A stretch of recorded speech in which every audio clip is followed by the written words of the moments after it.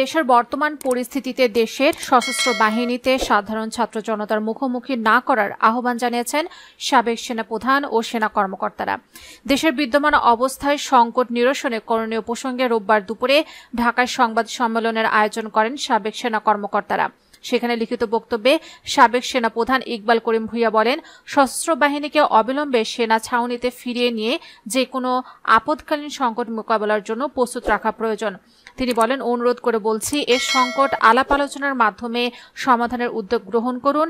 দেশপ্রেমিক সশস্ত্র বাহিনীকে ছাত্র জনতার মুখোমুখি করা যাবে না।